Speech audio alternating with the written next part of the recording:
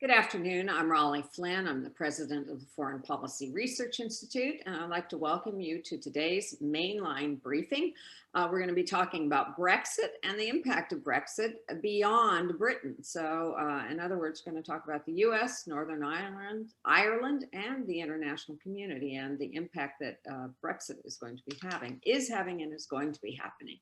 Our host today and our moderator is Dr. John Nagl, who is the head of the Haverford School, as well as a retired lieutenant colonel in the U.S. Army. And he was on the team that produced the U.S. Army Marine Corps counterinsurgency field manual, and he's also the author of Learning to Eat Soup with a Knife: Counterinsurgency Lessons from Malaya and Vietnam. Before I turn it over to John Nagl, I want to remind everyone, if you have questions, we'll be taking them about midway through the program, so please put them in the Q&A box at the bottom of the screen. I also want to give a reminder that we have an upcoming event, Thursday, June 3rd from 2 to 3 p.m. We're going to be talking about U.S.-China security relations and assessing China and responding to risk. And that will be with FPRI's Asia Program Director, Jacques Delisle, and George Washington University's Fiona Cunningham. I'd also like to say thank you to our mainline series co-chairs, Eileen Rosenau, John Piasecki, and James Gately. Also, thank you to all our sponsors and members for supporting us. We cannot bring these events to you, and FPRI can't do what it does without your support. So if you're not yet a member or supporter, we encourage you to do so. Without further ado, I'm going to turn it over now to John Nagl. Thanks, Raleigh. And just thinking about Jacques' coming talk, I'm going to take the privilege of recommending a novel I just read, Jim Stavridis, Elliot Ackerman's book, 2034, a novel of the next world war in which China's military capabilities feature prominently, as you might expect. It is a rip-roaring beach read for an FPRI audience. Can't recommend it highly enough. Literally couldn't put it down, 24 hours. And that is the same kind of excitement we're going to have here over the next hour or so as we talk about Brexit. This talk is tentatively titled "No Exit from Brexit." We'll find out if that is in fact accurate as we talk to our terrific panel about an incredibly important international event that I think is going to reverberate in the Atlantic community for decades to come, and that I believe will change the course of history. But I'm not the expert here. We'll find out. Our first panel member is Ron Granieri, who's a specialist in modern German and international history with a particular interest in the Cold War and the Atlantic community. Ron is Associate Professor of History in the Department of National Security and Strategy at the U.S. Army War College and is a Templeton Fellow with FPRI, where he serves as Executive Director of the Center for the Study of America and the West. Graduate of Harvard and the University of Chicago, he's taught at universities in the United States and Germany, served in the Office of the Secretary of Defense's Historical Office.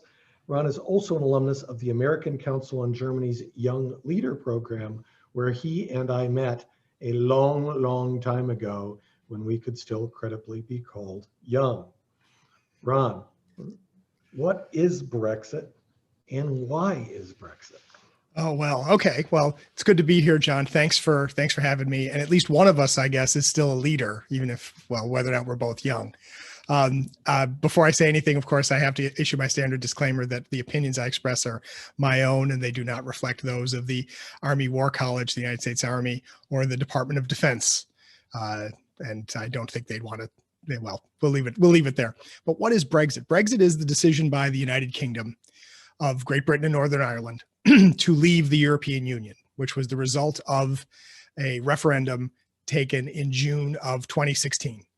The details of what that means have been in dispute. They were in dispute throughout the election campaign for the referendum, and they've been in dispute ever since. The only thing that is clear is that the United Kingdom, first when David Cameron was prime minister during the referendum, and then afterwards for Theresa May, and then her successor Boris Johnson, the main priority has been that the United Kingdom would separate itself from the European Union, no longer be a member state of the European Union, which it had been a member of since 1973.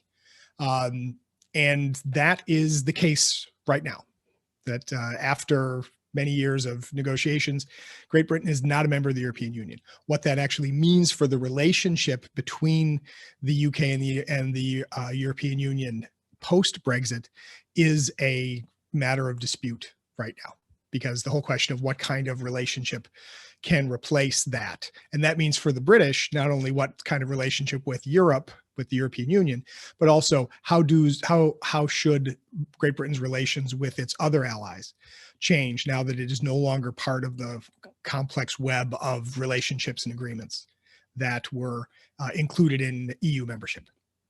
And we're going to dig into that. I think that the decision also has implications for Britain's relationship with the United States. Very much so. And also very much for relations inside the United Kingdom, which is why we brought Conor Donnan under the call. Conor is a doctoral candidate in the history department at the University of Pennsylvania. He did his bachelor's in history from Ulster University in Ireland and a master's degree in history, also in history from UMBC. He is also a graduate fellow at the Perry World House of the University of Pennsylvania. He's published on Irish politics for FPRI, Irish Central, and the Daily Express. And this is super cool. The Irish Echo named Conor a recipient of the Irish Top 40 Under 40 Award this year due to his work in academia, nonprofits, and political consulting. And we're going to go back a little ways, Conor, to get us started. I'm going to ask you to remind us of the geography and politics of Ireland, that lovely green island, and Northern Ireland, and of the Good Friday Agreement. Let's go back to there. Okay, yeah, so for people who are unaware of the politics of Ireland, at the moment there are two states on the island, and the two states are Northern Ireland and the Republic of Ireland. The Republic of Ireland, mostly encompasses the south, which goes out to the west coast as well, and the east with Dublin. But the state of Northern Ireland is 6 counties of Ulster. Not all 9 counties of Ulster are included in Northern Ireland. It's only the 6. And you know, the politics of Northern Ireland has been shaped over the last 100 years since the separation of since the creation of the two states, of what is now the Republic of Ireland, which was then in the 1920s the Irish Free State, and the Northern Irish government. The two predominant groups in Northern Ireland are the Unionist/Loyalist communities who maintain allegiance to Britain and British identity, and the nationalist or Republican communities who are view themselves as Irish.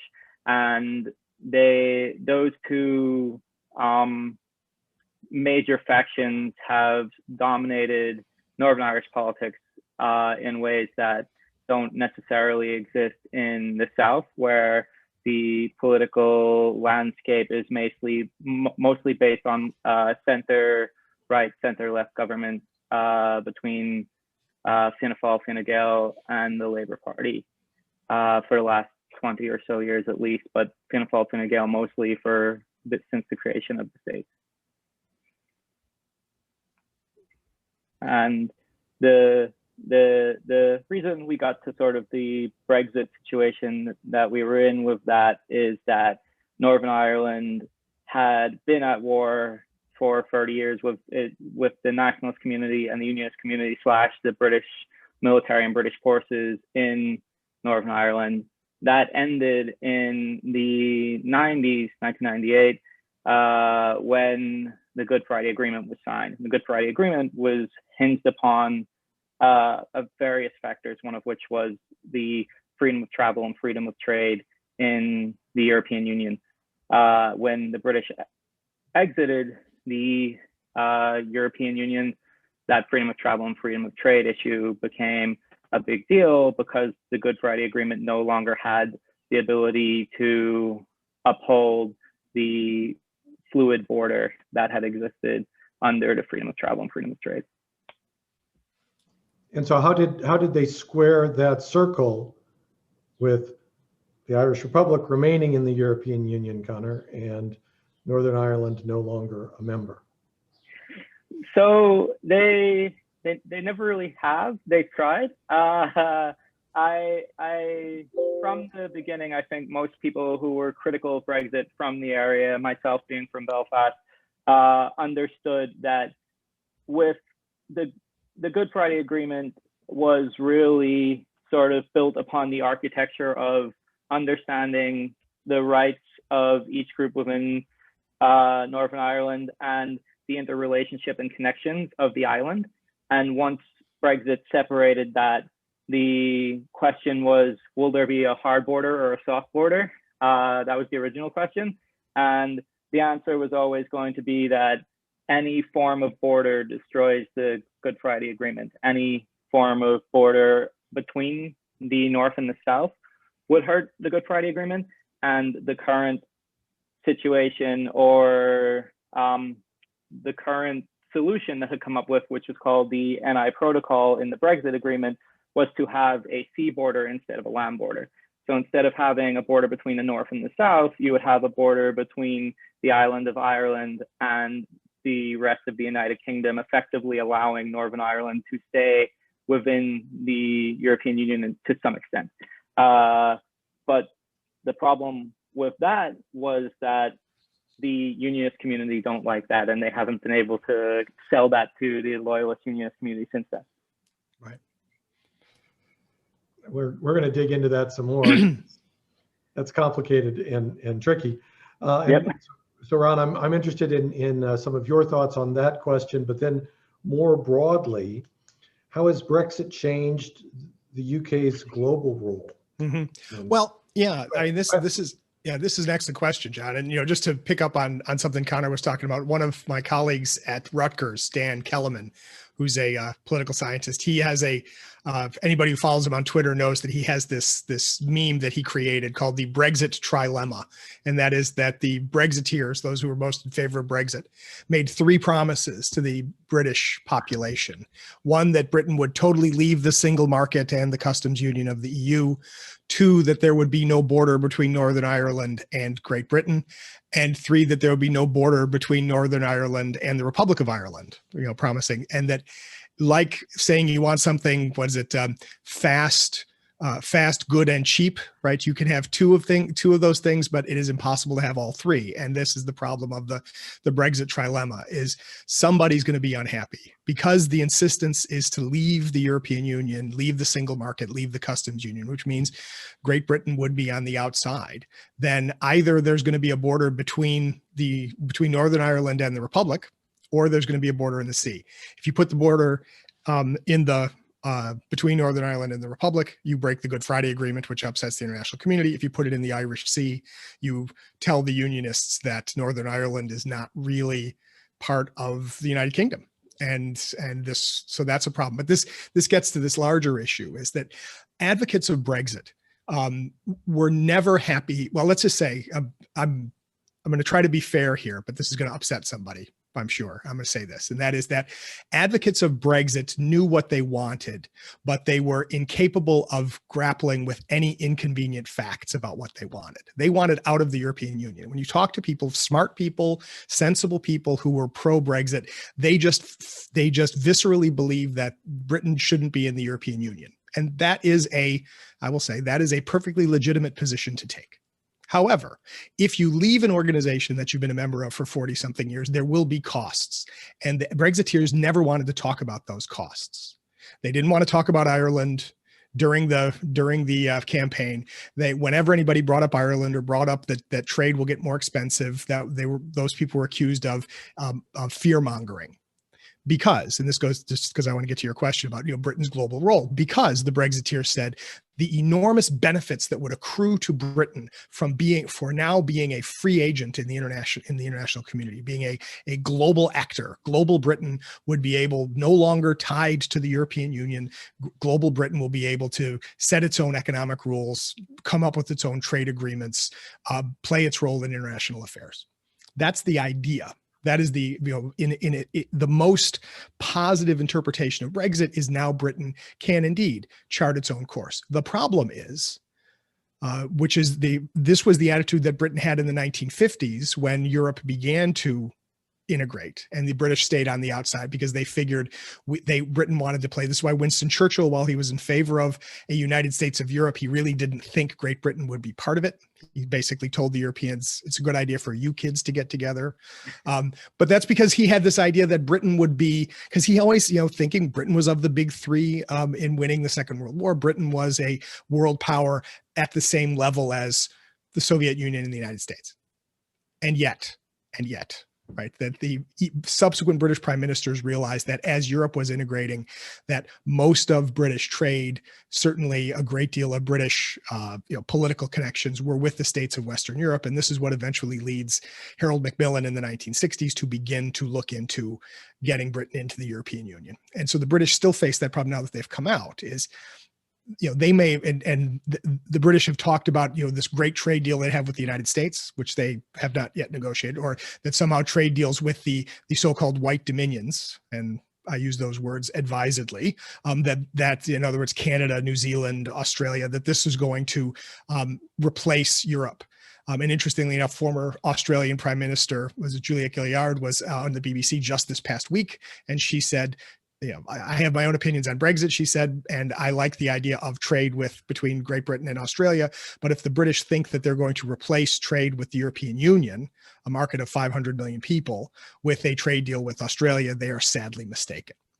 And so what we end up with then is what the British would like to imagine is that now they're free to act, but they find themselves now, just as a matter of political sort of geography and arithmetic, they find themselves a small to middle-sized country dealing with large continental powers, the United States, the European Union, and China.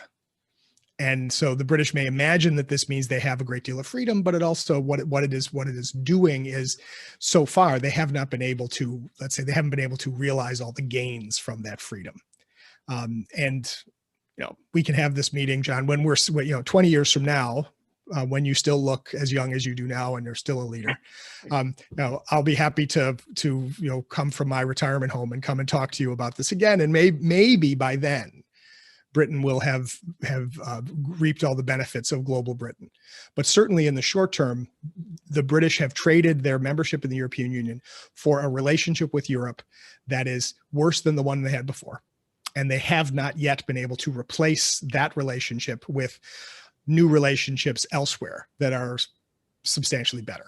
And it may be too early for that. Who knows? We'll see if anybody has that comment in the questions and answers. But it is a significant question now. And as I say, most of the whole Brexit question is an ideological question about whether Britain is European, whether the European Union is a good idea.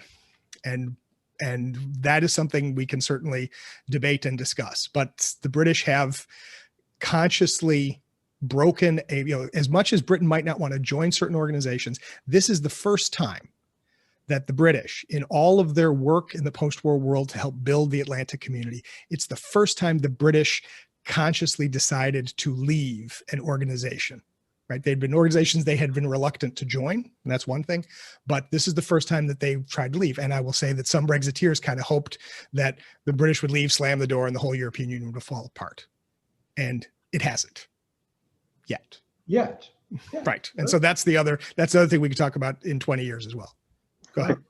Or sooner. Conor, do you agree with Ron's assessment of how Brexit has changed the UK's global role? Yeah, I think that for me, the Brexit hasn't as much changed Britain's global role as just sort of facilitated an already not so rapid, but helped facilitate the downfall of what was the British Empire, right? I think a large part of Brexit, as Ron had talked about, is the idea that Britain should be a main player, and Britain was a main player. And a big selling point for Brexit, essentially among a lot of Brexiteers, was the idea that we were going to restore Britain to past glories, which when you say that, it really means restore Britain to the power of the empire. And that situation isn't coming back. There's not going to be a reemergence of Britain to the time of the empire. And unfortunately for Brexiteers, I always compare it to a student who was really great in high school, who then goes to college and can't accept that they've become like a B+ student. Britain can't accept that they're now a B+ world player. They're a small place on the global scene that doesn't have the same bargaining power for 60 million people as the European Union with 400 million people does. And I say that as someone from Ireland who we only have 6 million people, and our bargaining power is not even as strong as the British's was, right? But we have the 400 million situation, well, 360 now, that really helps our bargaining position and makes Ireland a stronger asset in the world than it would have been alone, you know?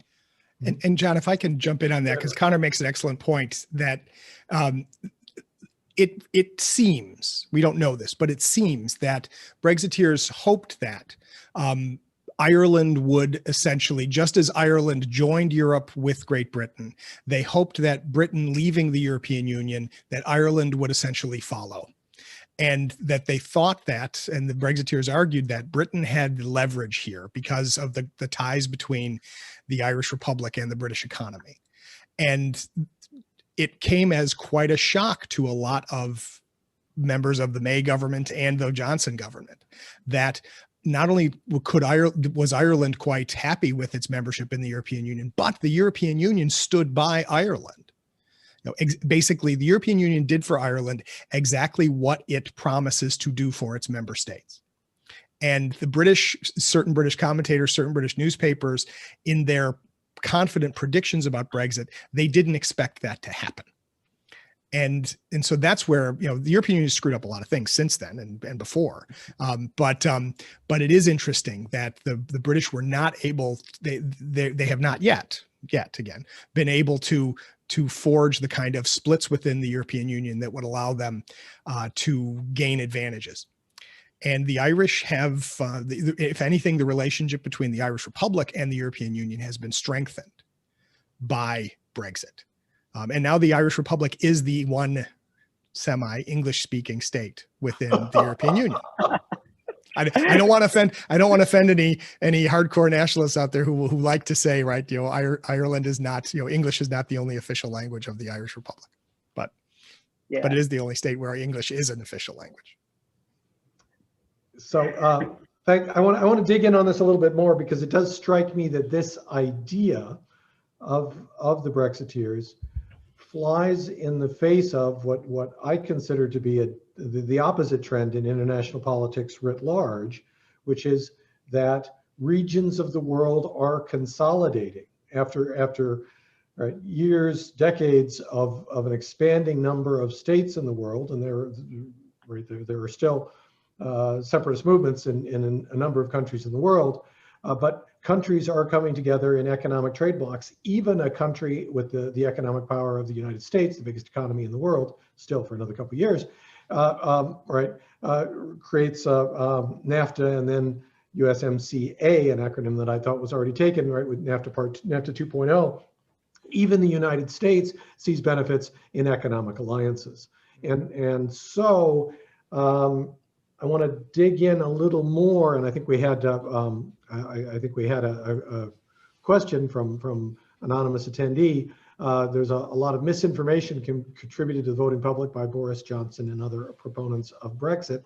How did that story, that narrative, work to convince the people of Britain, the good people of Britain, to do the opposite of what the United States has? If the United States benefits from creating regional economic alliances, how the hell can the much smaller United Kingdom not do the same? Conor, do you want to take that? How did the misinformation Sure. question? Yeah. Well, I think that there was a lot of misinformation going into the Brexit campaign, the most famous one being the Boris Johnson and Nigel Farage's NHS promise. Right, everyone in the UK well, not everyone, but most people in the UK adore the NHS and think that it's like a national treasure. Even in Northern Ireland, in Belfast, like most of the nationalist community and the unionist community can agree that the NHS is a good thing. So when the Brexiteers were promising the idea that leaving the European Union would strengthen the NHS, that it would make Britain a sort of big player in terms of a trade deal with the United States, all of these sort of misinformation campaigns that came out really sold the dream to a population who had become, and I think we see this in sort of a trend in populism throughout the world, a little bit weary of the global order and how the global order stands. And that as soon as Brexit became official, as soon as the referendum had passed, Boris and those guys basically said, oh, we don't really know what we will do with like how we would support the NHS. Like this money, these figures that we were throwing around were essentially made up. And that really, it made a lot of people buy into it. There was a lot of other issues, not just with misinformation, but sort of weird attacks on masculinity. Boris will always talk, when he was a writer, he would always like mention how the European Union dictates the size of British bananas and that type of stuff. That was like a weird attack on like British masculinity that isn't necessarily misinformation, but is at least misdirection. And that was the sort of key of the Brexit campaign. Finding people who were upset with the global order, finding people who were upset with the status quo, and selling them a dream that they had no real plan of building upon. They had no real idea of how to like rebuild the NHS or do any of this stuff. And the Conservatives have been in power for a while now. They haven't really done anything to help the NHS. Right. Ron, your thoughts? Yeah, I mean, part of the problem, as Conor says, right, there is a kind of global. It was sold as a populist, anti-elite measure. This is how Nigel Farage, as leader of the UK Independence Party, who had a lot of friends on this side of the Atlantic as well. It's why one of the two presidential candidates in the United States in 2016 said he was Mr. Brexit, because there was a sense, and Farage was actually invited to come speak at Trump campaign rallies in the American South during the 2016 campaign. There's a sort of a larger sort of Anglo-Saxon, let's say, if to use a term that they would like to say, but that sort of Anglo-American hostility to the European Union as a elite, effete, vaguely leftist organization. And there's a paradox at work here too, in that the criticisms of the European Union are that it's both too strong and too weak. And in part because of its sort of hybrid organization, where you have the member states still have a great deal of influence, and certainly the member states are more important internationally, individually, but the organization of the European Union has a lot to do with economic administration. So there's sort of, you can be hostile to the administrative state. The irony is that one of the reasons why the European Union is the way that it is because the British have insisted for most of the 40 years that they were in the European Union that it focus purely on economic regulation, free trade, and organization. And the British have been heavily allergic to effective federal political institutions. So you would have people in Britain who've been basically in Brussels very much. Britain was a leader in the European Union, shaped the European Union, shaped most of its major policies, was one of the only two members of the European Union to have nuclear weapons, was one of the only two members of the European Union to have a real international profile. But when it came to developing an efficient, effective federal European Union, the British spent 40 years with their foot planted firmly on the brake. And then when the time came, they complained that the European Union had made no progress in developing effectively politically. And so that's why Britain had to get out. And it fit in with larger populist, anti-elitist notions.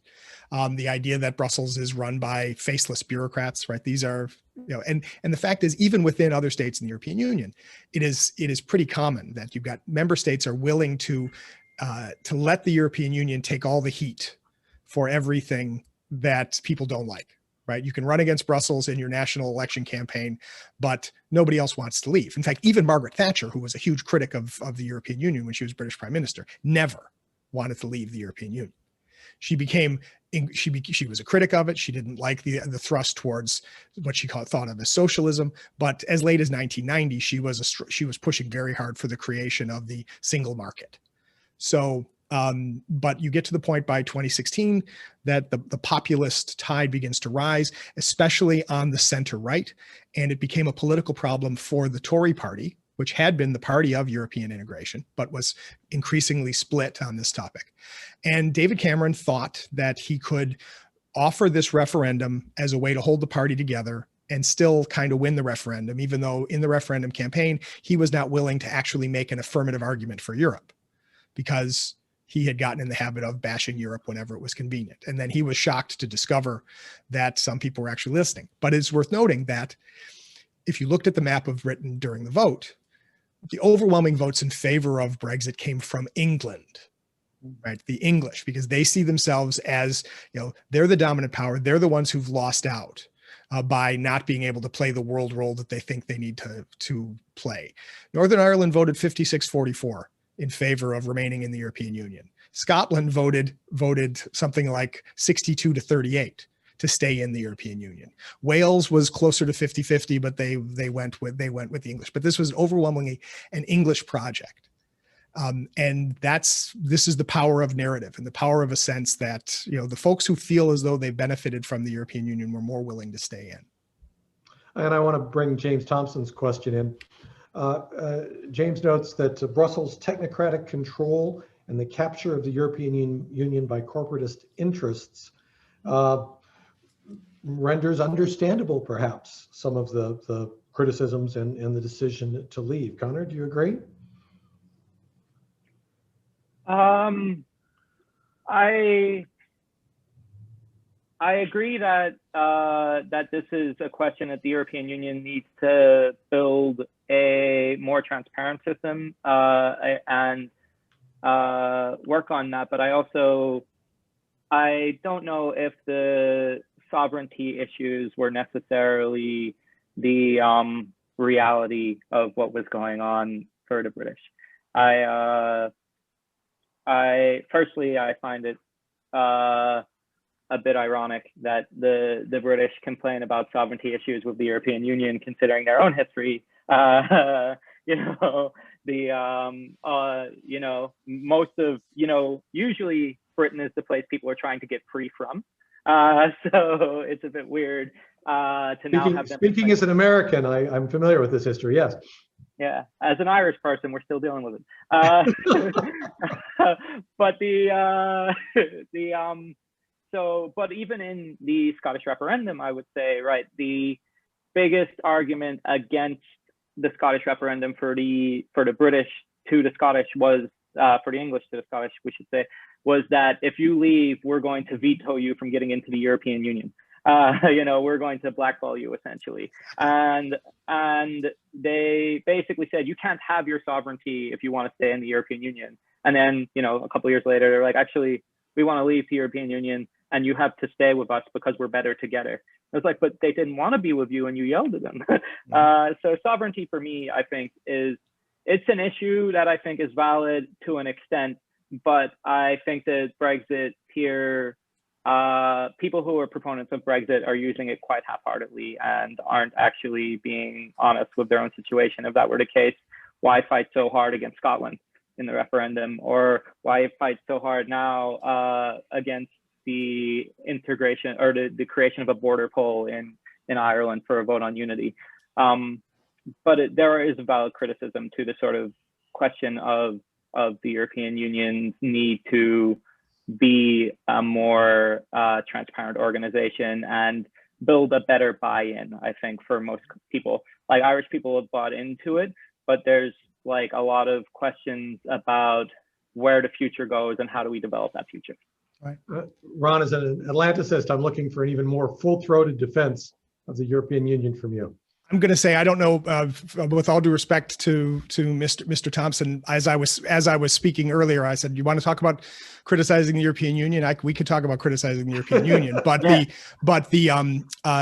point that I made, I think his comment reinforces something that I've said, trying to be as fair as possible to Brexiteers, is that the arguments in favor of leaving the European Union are built around this theoretical commitment to sovereignty, or this broadly ideological criticism of this phantasm of Brussels dominated by corporate interests, right? Considering who is in charge of Great Britain right now and his connection to financial interests and the Tory party's general, stranglehold on the commanding heights of the British economy, I don't see that we can make a clear case that one side is the plucky people against some terrible, evil, faceless state. That's one point. But the larger issue is that we can have a debate. We sure can, about what kinds of international organizations should exist. But going back to something that you said, John, the trend toward recognizing that globalization of the economy is growing, that one way to deal with that has been to create regional organizations closer, at least with the folks who are closer to you. And anybody who wants to go back, I'll be Gilderoy Lockhart for here for a minute. And I'll say, see my published works. If you want to talk about how the problem for European integration is, we shouldn't just be talking about eliminating borders, right? The issue is, what is the border of Europe, and how should the Europeans create a community? And one of the interesting things about Brexit is the British are discovering that there is a difference between being a member of the European Union and not a member of the European Union. And I would submit that a lot of Brexiteers had this idea that they could have their symbolic smashing of the European Union, wave the flag of sovereignty, and still enjoy all the benefits of being part of this. And they have been shocked to discover that Britain or England is not the only country in the world that has interests that it is willing to protect, right? They were shocked to discover that the Irish had interests. They've been shocked to discover that the European Union has interests, and that the European Union can drive a hard bargain. And so that, I think, this is what they're discovering. What are these costs that they're paying? Because we've not laid that out. Well, right now the trade has become more difficult, right? It's because there are new border checks. What's interesting is the COVID problem, which has reduced a lot of trade and a lot of travel, has managed to mask some of these problems. But Britain is gradually becoming aware of supply chain problems that come when now items that used to come from the European continent without customs checks and without tariffs, now they come with both of those things. It means more paperwork, it means more organization, that precisely the arguments that being part of the European Union was going to make trade better and smoother, right? The British have realized that now they still do an awful lot of trade with the continent of Europe, except now they're not trading with that continent of Europe as part of a single market. Now, Brexiteers can argue that, well, if we can only come up with some great free trade deal with the United States or with Australia, with Canada, with New Zealand, that'll be terrific, and that will somehow make a difference. But essentially, they were in a huge trading block that potentially had real political oomph in the world, and now they're outside of that block, and they find out that they can't just demand the same privileges that they enjoyed while they were in it. I mean, that is, of course, right. Sovereignty is it. Freedom is the freedom to say no, right? Freedom is the freedom to leave. And that's absolutely right. And freedom is the freedom to endure the consequences. As the father of a teenage child, right? Freedom is the freedom to say no. And sometimes you got to do it. But maturity is recognizing there are consequences when you say no. And that's where Britain right now is dealing with the consequences. And David Marshall suggests what is often a wise, fruitful avenue of inquiry, suggests that we follow the money. Who gains and who loses economically from Brexit, Conor? Yeah, so I think in that situation, it's really hard to sort of make a clear judgment at the moment, because, as Ron said, COVID has sort of stalled the world economic trade. But I think that what we find is that Brexit again was sold as a picture of the I think Ron said plucky underdogs.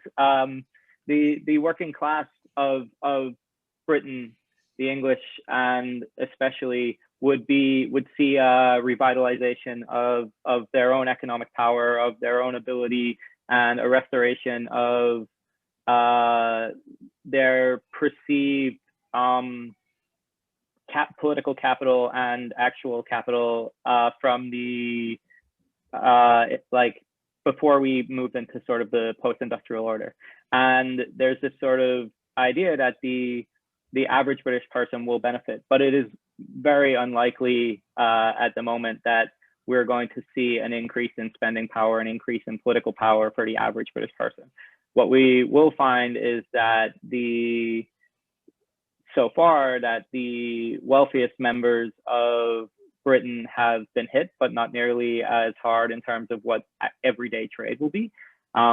We know that the Irish economy will take a hit, but there will be a question of how quickly that will bounce back. And ultimately, major corporations and these organizations haven't had that much of an issue because they just moved to Ireland or they just moved somewhere else. So like they're not really facing like this argument that there's always this sort of question of trade, and the trade policy essentially is that if we have more control over ourselves, we can then demand more from major corporations or multinational corporations. But the thing about multinational corporations, unfortunately, for people who have the idea that they're going to hold them accountable, is many of them have more power than the average small state, and they have the ability to maneuver in a more fluid way than the average small state. So they're not being held more accountable by Brexit. You're not bringing more money in to those places because they just moved from London to Dublin, or from I think Dyson moved to Singapore, was it? Yeah, so they just move away. So I don't think anyone is particularly benefiting from it. Long term, maybe the British will be able to make like a few great trade deals with the United States. I doubt it, because as Ron pointed out, one of the things that we realized from Brexit is that or one of the downsides to Brexit is that there is less power in going in alone in that sense.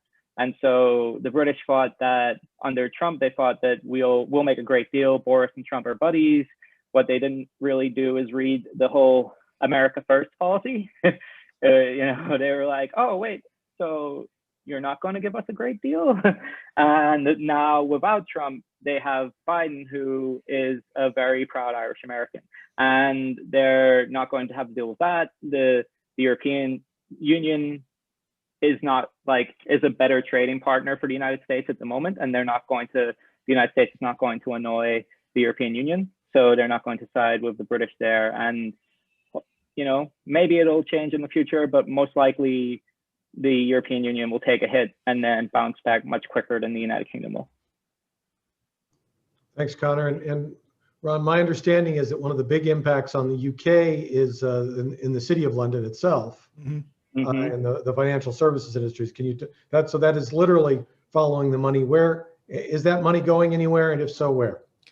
Well, I mean, it's still in flux, right? Some of it, there is the question of, Frankfurt and Paris are waiting for the opportunity to assert greater importance. Dublin is hoping to encourage companies to settle there. I mean, these economic questions are difficult. I see there's a question from somebody about, where's the relationship between economics and ideology? And it's a tough one, because certainly, in the same way that people talk about say the 2016 election in the United States, when we talk about populism, people talk about economic interests, economic issues, right? They feel that they're left behind. They feel that their economy is suffering. And so therefore they vote a particular way. And certainly a lot of people who voted for Brexit may indeed have voted for Brexit because they lived in parts of the United Kingdom that were economically falling behind. The problem is that Brexit has offered no benefits to those places. And in fact, many of those places were getting structural assistance. Some of them were getting structural assistance from the European Union, development assistance that they weren't going to get from a government in Westminster. And so that's where, of course, people can talk about it's a little bit, people talk about populism and they say, is it driven by economic anxiety or is it driven by some other deeper, darker motive? And the answer is yes. There were some economic interests that certainly wanted Britain to stay in the European Union. There were certain economic interests who were just as happy for them to leave. There were political organizations. You talk about following the money. I mean, in the international community, right? Outside of Great Britain, the biggest advocates for Brexit were Donald Trump and Vladimir Putin. I don't, you draw your own, fill in your own blanks there is what you think that says about, the relationship of Brexit to the existing transatlantic order, because that's the challenge here. And, to go back as a good Atlanticist, and we can shift in this direction, right? Is that, Britain is still a member of NATO, still a very important member of NATO. Britain is still one of a very small handful of countries with its own nuclear deterrent, one of a few countries in the world that can project power outside of its borders, something that other member states of the European Union can't do, except for France. And so Britain still does have a role to play in the Atlantic community. And one can hope that once the smoke clears and the dust settles, that Britain will develop a relationship with the European Union economically and politically that will satisfy everybody and satisfy everybody's demand for sovereignty and everybody's demand for respect. But we are going through a very difficult period right now because of this decision in 2016 to vote to leave, to vote for Brexit, and still not quite knowing what it means 5 years on. This continues to, it poses an ongoing challenge for the Atlantic community, because one could argue that the goal of American rhetoric about the Atlantic community was, and integrating Europe was good for the United States. A more cooperative Europe is good for the United States. Even though we've sometimes pushed back when we felt like Europe was going in a direction we didn't like, when Charles de Gaulle was president of France, for example, or when France and Germany decided not to participate in the first Gulf War, or I should say not the second Gulf War, the invasion of Iraq. And there are times we haven't liked what the Europeans have wanted to do, but we've always felt like the European or the transatlantic relationship was stronger if we had these robust institutions. And so now we just have to figure out how to make these institutions work with Great Britain in between, which is where the British have said they want to be. So now they have the challenge of figuring out how they want to make that role work. Geographically, they are still in between, but they are no longer the brokers and the translators between Europe and the United States, position which, in my opinion, gave them meant they punched above their weight. Conor, Ron mentioned Britain's nuclear deterrent, and I feel compelled. I've been holding on to this question, but as my understanding is that nuclear deterrent is based in Scotland.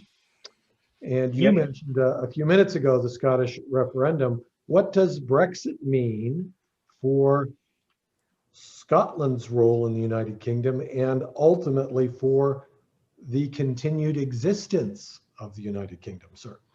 Mm-hmm.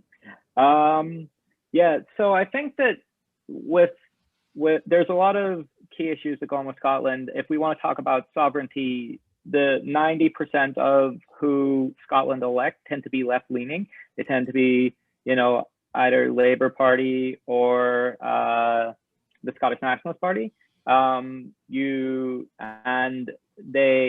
have been, ruled in Westminster by a conservative government for under Cameron, since Cameron, and the Scottish, there's a huge resentment about that already. There's a huge resentment about being pulled out of the European Union when they overwhelmingly decided that they wanted to stay. I think that they will eventually have another referendum.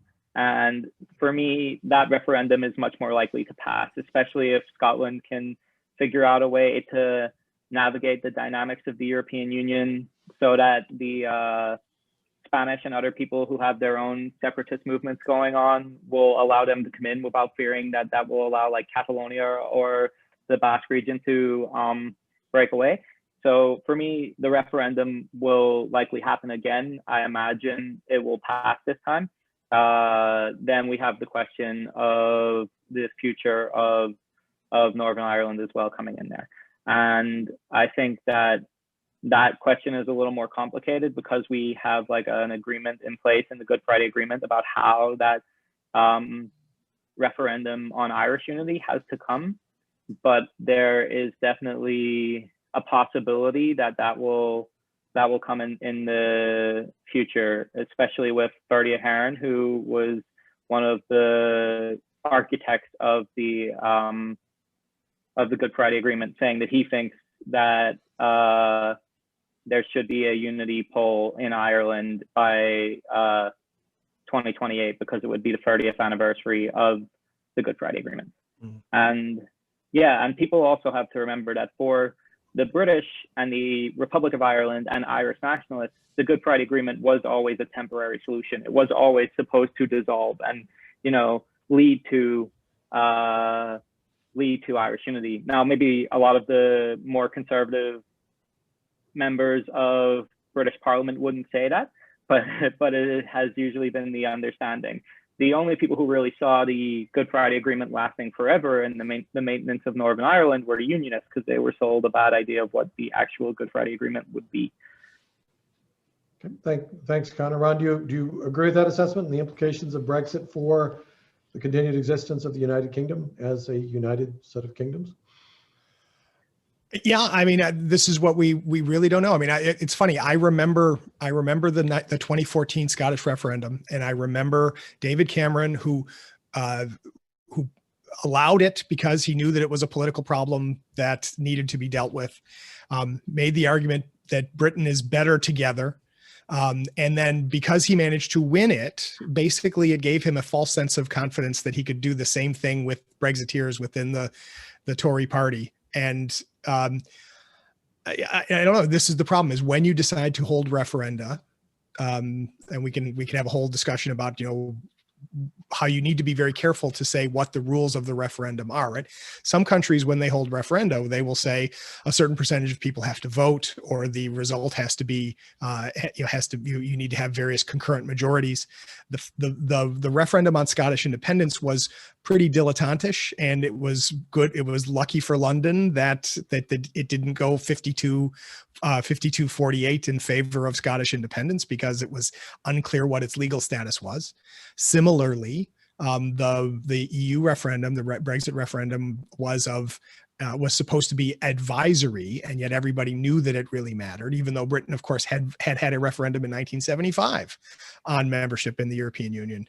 And of course, that settled the question for 40 years. So I don't know, right? Is that this referendum is forever? Maybe.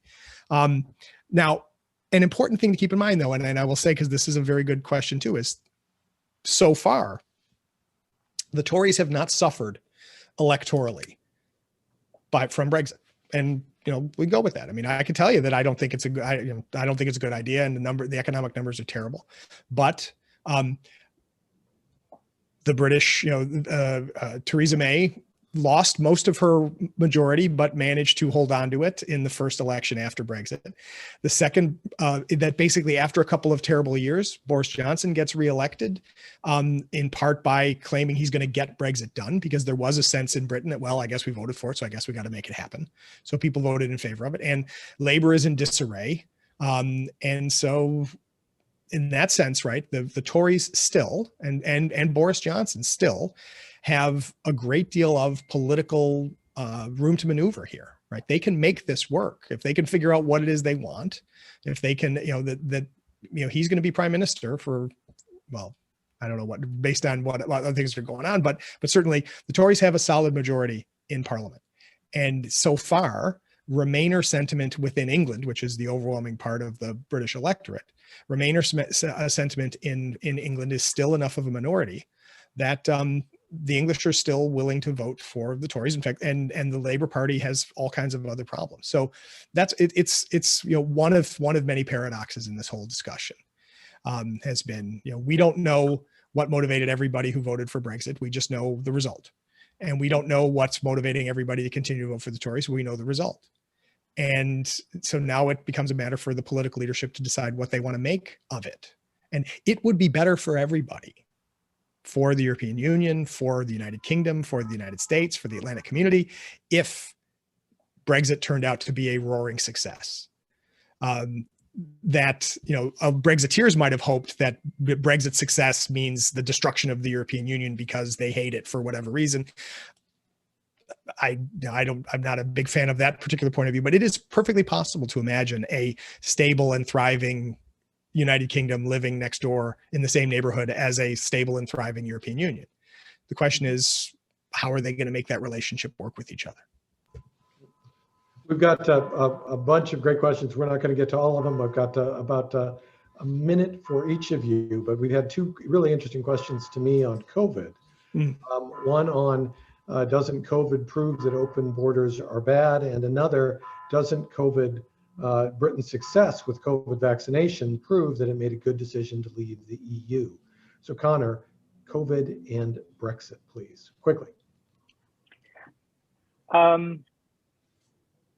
Yes and no. It proves that having a localized system during a pandemic is useful, but it also proves that that having international organizations is very helpful as well, right? So the British have done a good job with the vaccine program recently. I think that they have definitely done a better job than Ireland had done, and I think they're not nearly as effective at the moment as the United States has become in that sense in recent weeks. But they have seen how having a government that is actually trying to do stuff and taking stuff seriously is effective, right? If only that government could then channel the same energy into figuring out Brexit, it would be a great situation. And so I think more what it proves is that governments can actually do stuff if they try, and that's what we've got right now is that, and the open border question is really, Britain is an island for people who don't know that.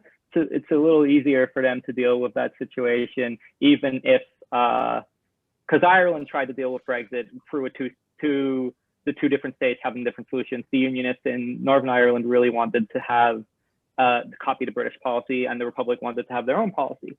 And what they realized is, shockingly, viruses don't care that much about borders. And so they couldn't say, well, we have a closed border between Northern Ireland and the Republic, so could you please not come over? That didn't work.